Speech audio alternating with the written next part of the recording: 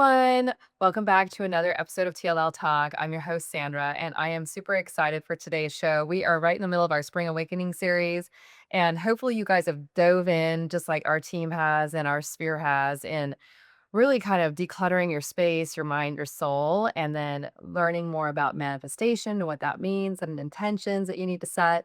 And now we are really welcoming wellness retreats into our lives. And I did one last year and I'm going to tell you more about it in a minute. It's just such an amazing way to kind of reset and just kind of take a moment to just regroup with yourself when you're kind of busy with life in general. It doesn't matter if you're a busy professional, it doesn't matter if you're a stay-at-home parent or if you're just, just somebody who's got a crazy life and just needs that, reset button that they can push. This is the episode for you. This episode will speak to you for sure because it will really help you kinda define what a wellness retreat is and why you need one. So that's the important thing. I think we all need one. So, wellness retreats really are amazing. They are pretty new within the last 10 years, we'll say, and they really have all sorts of retreats now that have either, dietary retreats that can kinda help you lose weight. They have other ones that are more focused on stress relief and meditation and spas and fitness classes. There's other ones that are medically anti-aging or, if you have any kind of medical ailments, their retreats can kind of really boost you with all sorts of infusions and things that you can take. So, I mean, there's just a lot of different retreats out there that I want you guys to be aware of and figure out which one might be the right one for you. But today we have a special guest. Our special guest today is Vivienne Tang. She is amazing. She got 25 years of industry experience in the wellness and lifestyle space. And she is the founder of Destination Deluxe, a leading wellness and travel platform and empowers people to live their best life. And she is a writer, an author, a speaker, and globally, she is very well known and recognized as an authority in the wellness and travel industry. So please welcome Vivienne Tang to our show today. Vivienne, thank you so much for coming and for being here. Thank you so much for having me on your show, Sandra. Thank you. So, Vivienne, tell us a little bit about how you got started in the industry. Yes. So where do I start? Okay, so maybe I'll backtrack a little bit. So I was in fashion publishing for a long time, and that was back in the day when wellness was still very, very uncool. It wasn't mainstream at all. People didn't know what Reiki was, for instance. Like my personal journey kind of led me down that path, and so then I started to meditate and everything, and that's when I kinda got more into wellness and then was able to kinda combine the 2, wellness and publishing. And so then back then also, it was more sort of spa driven as opposed to wellness. Yeah, so everybody was sort of, going to spas and then slowly, slowly expanding into kinda like the wellness field and making it more holistic and nowadays medical. Anyway, so then, so I was working for different publications and then eventually also kind of realized that everything was moving online. I ended up launching my own online magazine, which back in the day was called The Source Asia. It was sort of more like a listing site for different wellness businesses back in Asia, because I was living in Asia for a long time. And eventually that then kind of got revamped and was made into what everybody knows as Destination Deluxe today, which is more global, more travel related as well, and obviously more retreat related. And yeah, and so then I kind of witnessed and helped shape, I suppose, the whole sort of retreat trend. So that was really coming up back in, I think it was about 2015, like before COVID, and it was sort of, yeah, people realized that they wanted to kind of get away once in a while to focus on wellness, because wellness wasn't so much. I mean, people were working out, fitness was very much a part of everybody's lifestyle, but not so much wellness, like what we were eating and everything. So then people started going on these retreats. And nowadays, these retreats have become part of our lives. It's sort of, going when we're burnt out, we tend to just kind of like incorporated them in our lifestyle. And, we just go to reset, basically. Exactly. People definitely need the reset for the burnout. I think here, specifically in America, so many of us are overworked, overscheduled. We're just so busy, just kind of Groundhog Day every single day. And people are getting sick and they're getting, depressed and anxiety. So, today, we're going to be really talking about kind of getting ahead of that and taking these types of breaks within a wellness retreat where you can really pause and kind of take that reflection. And there's something powerful about removing yourself from your environment and saying, I choose me for the next few days. And so that's what we're going to be talking about today. I was introduced to a wellness retreat last year when my daughter, she had her birthday and she invited me and her sisters and some close friends. And we went to a spa up in the Cape Creek area called Savannah, and it was really amazing for me. It was definitely transformational. I didn't know what to expect. She's like, "Pack your bags. We're going for 3 days. We're going to a wellness retreat." And I was like, "Wellness what?" And it was amazing. I mean, she had scheduled all of the classes. There was everything from yoga and fitness and meditation classes. There was one that was really fascinating called The Pattern. I really enjoyed that one too. It taught you kind of a little bit more about who you were in terms of your date of birth and your time of birth. So it gave you kind of a roadmap of like how you communicate and why you might do the things that you do. And it's fascinating. So if you have a chance to look into it, you can look up the pattern online, or there's an app called the pattern too, which is, I love it. I think it's great. But everyone experienced different things. It was just interesting that we all took away a little bit of a different part of the retreat than the other. And so that's kind of what we're talking about today, is just this time to reset and this time to really kind of take the time for yourself to just have those peaceful moments, whatever those moments might be for you. And So then you were able to kind of bring back all these tools into your daily life and really kinda yes, I had done meditation before, but not to the level I had learned to do it at the retreat. I really learned more about my breath work and Mhm. taking that time to kind of meditate correctly. Now I meditate 3 times a day, and I literally can meditate to the point where I can gain an hour of sleep because I can go into like a deep Yeah. meditation. I never could do that before. It's amazing. Like if have a lack of Mhm. sleep, it's not a problem. I could just kind of put myself into this meditative state and just get there if I needed to. So, what are some of your favorite retreats that you've done? So I also meditate. I also try to calm my mind throughout the day. And then obviously for wellness retreats, I mean, there's so many good ones. Funny enough, I haven't tried that many in the US. Tried a lot in Asia. A really good one I can think of, maybe Kamalaya in Koh Samui in Thailand. It's by the beach. It's funny enough, it's built around the monk's cave.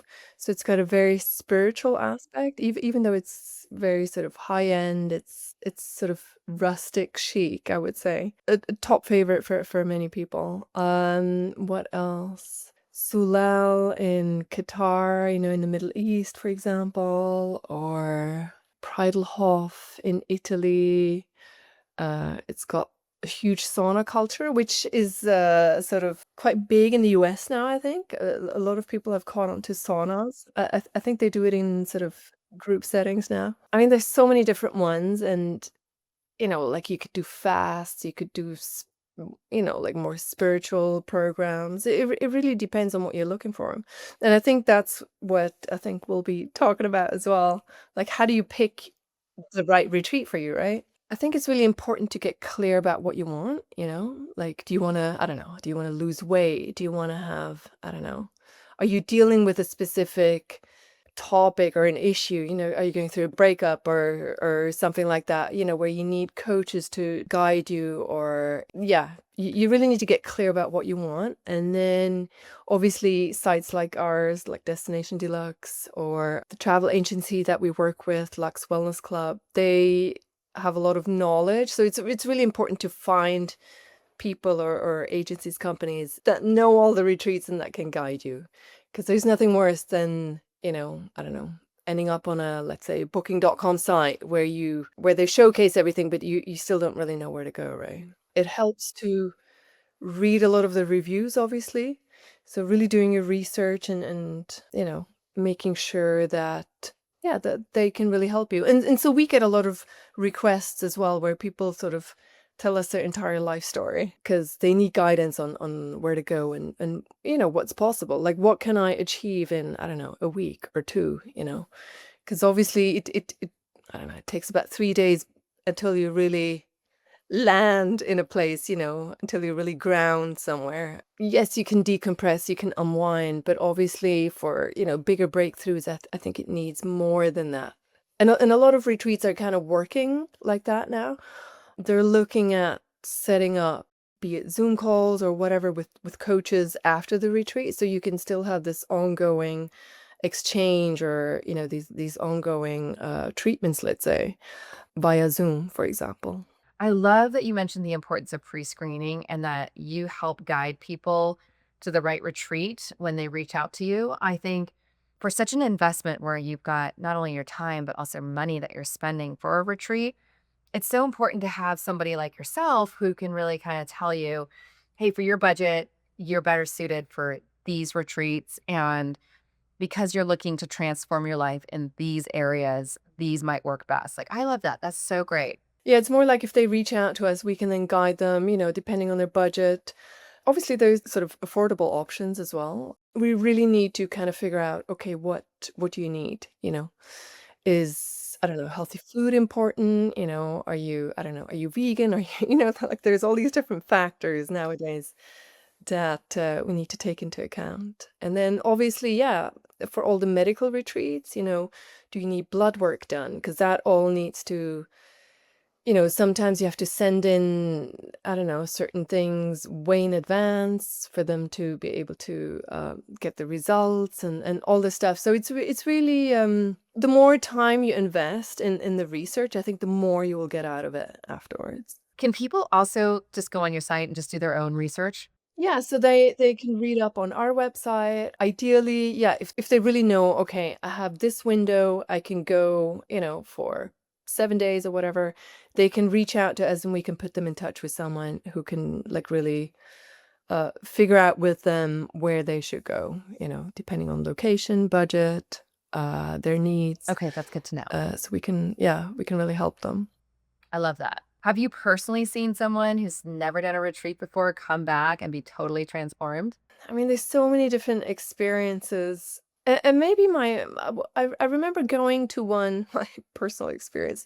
I remember going on a retreat and I ended up coming away from that and I think I broke up with my then boyfriend and I ended up changing jobs as well. And so then like I had this whole like it just kinda, like, unraveled after that, and, yeah, I felt really good about that, and I was able to kinda release certain things and yeah. I mean, depending on the retreat, like, if they go really deep, if for example, I heard of someone, that I know the other day, he went on a dark retreat, and he came out of that and a dark retreat, I mean, that's, like, getting rid of all sort of sensory, like, any kinda, like, stimulus. And he came out of that and he was like, "Okay, I'm changing my entire life." And I think he ended up getting divorced and everything, and it was quite major. But, because you're, in a dark retreat where you're just surrounded by darkness. I mean, that's obviously the extreme, but, you're just alone with your thoughts. So you're always in the dark? In a dark retreat, yeah, so you can't I think you can't even see your food. I think they put your food through like 2 sets of, how do you say, like 2 it goes through 2 doors, so you're always surrounded by darkness. Oh my gosh, wow, that's crazy. I bet that was insane. I can that's intense. Like, I don't know if I could do a dark retreat. That's next level. That's yeah, that's quite extreme because you don't even know what's up and what's down because it's like you lose your sense of orientation completely, yeah. So how long is that typically for a retreat? I think they do about a week or so, like 5, 7 days, something like that. Wow. So there's a restaurant in Vancouver that my daughter told me about that when she lived up there, and it's a dark restaurant. You go in for dinner and literally you can't see the servers. You can't see who's sitting in front of you. So it might not be a good date spot unless you don't want to see the person you're sitting next to. But they serve you your dinner and you can literally like taste, hear, smell, feel. You just can't see. So it's apparently it's quite an incredible experience as well that people have had just because you're going back to your basic senses, which is not something you do every day, right? Exactly, yeah. Yeah, I bet a dark retreat could bring about a lot of emotions and some real self-reflection at the end of it. Is there a favorite retreat that stands out to you? Yeah, maybe that Kamalaya one is a favorite one of mine, the one I mentioned in Koh Samui. I've had a lot of amazing experiences because it's just sort of you're so immersed in nature as well. And then the treatments are fabulous, the service, obviously the Thai service is amazing. And then, I mean, I have so many favorites. It's like naming your favorite child. And then like, like fasting retreats. Have you done a fast? Like a fast retreat? I have fasted, but I have fasted from home and then was continually working, and I was so tired. It was not a cohesive type of fast where I felt like, I was really taking it all in with having kind of that spiritual moment when you fast. For me, it was more I'm fasting because I'm doing this fast because I had put it in my planner of like, I'm fasting this week. And then, when you're still working, you're still picking kids up from school and you're tired and you're not feeling well, that's probably not the best time to fast. So I definitely want to go to a retreat and do it right next time because I don't feel like I got what I needed to out of it. Yeah, exactly, yeah, 'cause I was also quite worried. That was my first one that I did, and I was really worried about fainting. As a matter of fact, I nearly fainted, so I was really happy that there were doctors there and yeah, and then also the food there, it was a very high-end retreat, so it was I mean, the food was gorgeous and delicious, and everything was like, the protein was, like, perfectly adjusted to what I needed and the sugar and everything, it was just like yeah, just done so many different ones, like, different I like it when when the location kinda incorporates some of the local healing modalities, like the healing culture, may that be Ayurveda or like, um, TCM, like traditional Chinese medicine and all of that. I quite like that, when there's a little bit of a local flavor. Yeah.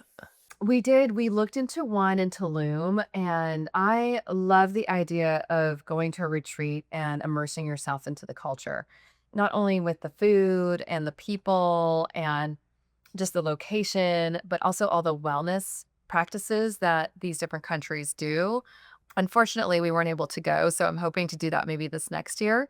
But I had a girlfriend who had found this retreat and they had like these tree houses and they had all of this like Mayan clay body treatments. They had a cacao like moon ceremony they were doing. It was really absolutely, I thought, pretty intriguing for us to just be able to go to Tulum. And so I don't know. Now that we didn't do it, I'm hoping we'll do it this year. But my girlfriend that went, I mean, she's a busy professional, overworked, overstressed, works as a recruiter, and travels quite a bit. And she was just exhausted. And she went to this retreat and came back and just said, "Oh my gosh, I felt like I was sleepwalking for years until I went to the retreat. And then I felt like I was alive and her skin was glowing. She looked fantastic." And I was like, wow, if that can do that much good to you in just a few days, I need to try it. I need to go. So, but yeah, I think I'd love to be able to go explore some other retreats in different countries. I haven't done that yet, and I think it'd be fascinating to just kind of immerse myself in maybe like an Asian one or like the one you mentioned in Italy. I think that would be super interesting. How far in advance does someone need to book a retreat? Yeah, a lot of the hotels and the retreat, like if they're not time sensitive, you could book one for, I don't know, this weekend, basically. Like you could leave tomorrow, basically. Yeah. That's awesome. I'm totally in. If they're time sensitive, yeah, I guess often you have to book like a month in advance, something like that. Do you have any suggestions on how to prepare before you leave on a retreat? I think it helps yeah, I think it helps to adjust your eating habits and eat cleaner, like leading in and kind of like coming out of the retreat. That usually helps. And maybe even like, maybe cutting coffee or something like that, just to kind of like get you ready. Uh I mean, knowing the hectic lives you all live, I mean, sometimes that's impossible, And just, I guess, like even sleep patterns and things like that. Sleep habit. It's good to adjust those, but obviously, looking at my own life, I'm guilty of, not going to bed at the right time and stuff like that. But what else can we do to get ready? I mean, yeah, maybe like clearing as much work as you can so you can really dedicate time. Because often, like, I mean, half the time I'm still working when I'm on a retreat. And often I feel like, wow, if I would have like done all of this stuff before, then I could really enjoy the retreat. And I would not be spending my time on my phone. I often think that, and yeah, it really helps because then, yeah, you can really reap the benefits and immerse yourself. And then coming out, I mean, try to apply as many things that you've learned, like keep doing the exercises, keep, as much as you can. Of course, that's tough, because yeah, everybody's lives are so busy.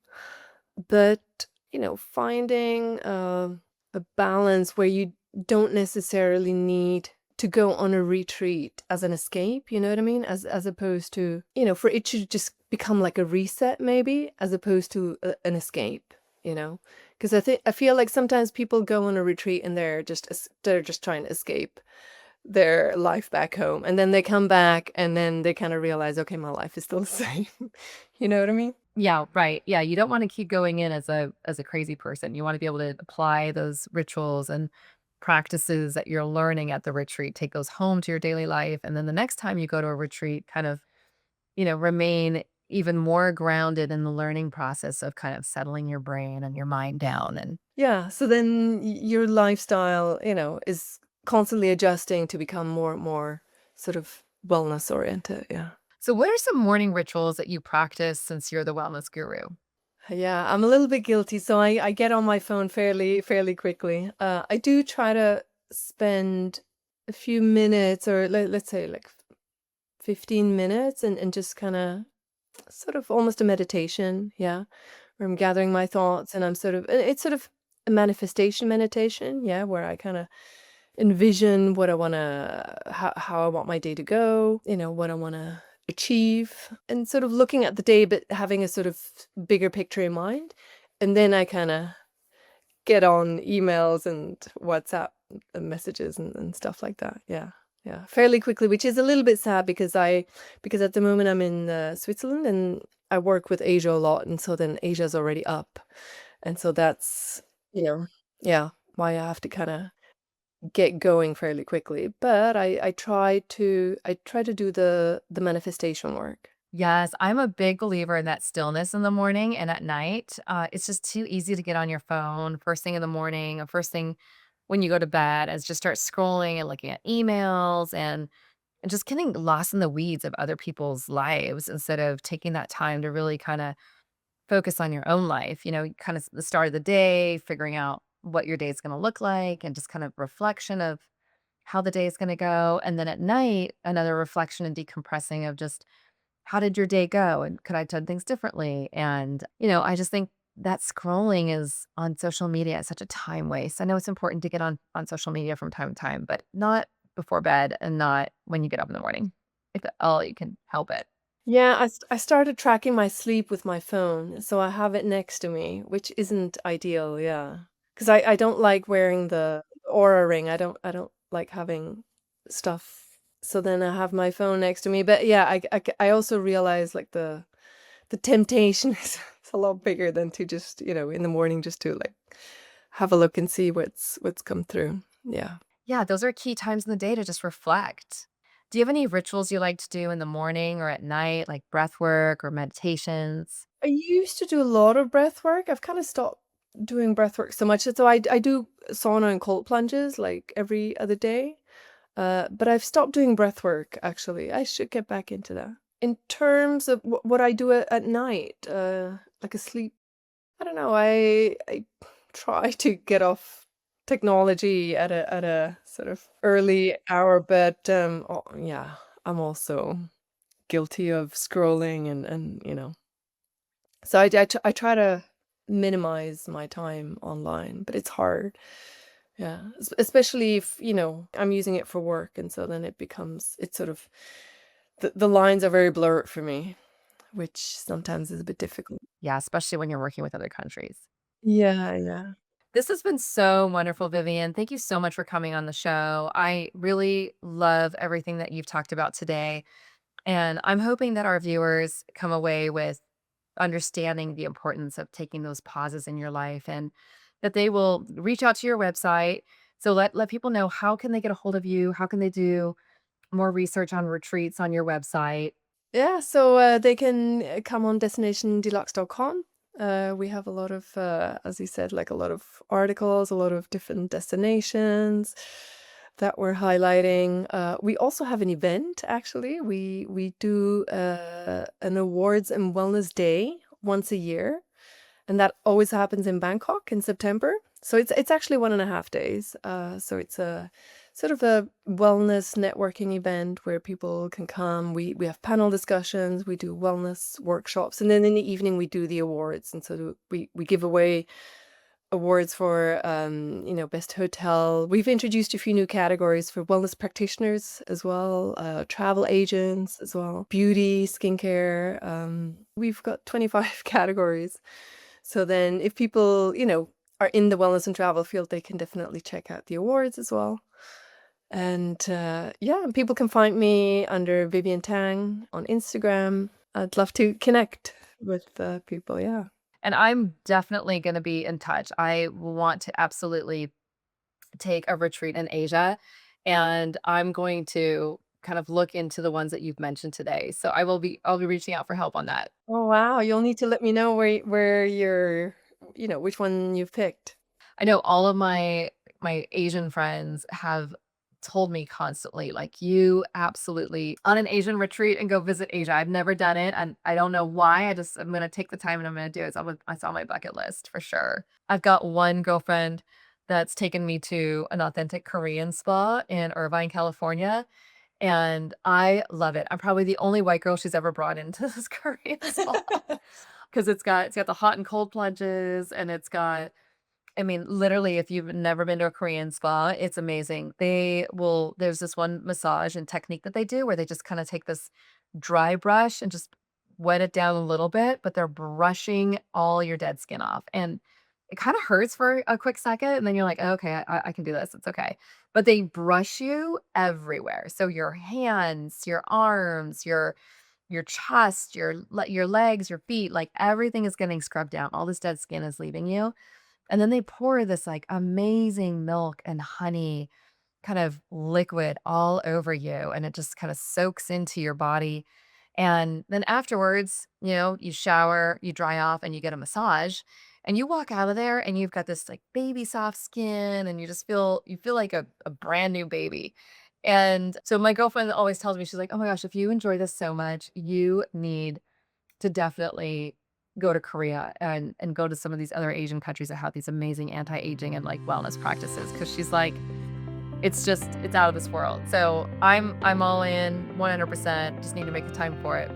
So anyways, thanks so much for joining us, guys, on today's show. I hope you enjoyed it. I hope you learned a little something. Visit the blog at tlltalk.com. And we'll have all of the links to Vivian's website and some more information on meditation. So watch us Tuesdays and Thursdays at tlltalk.com. And you can also follow the blog there. Thank you so much, guys, for watching. And we'll see you next week.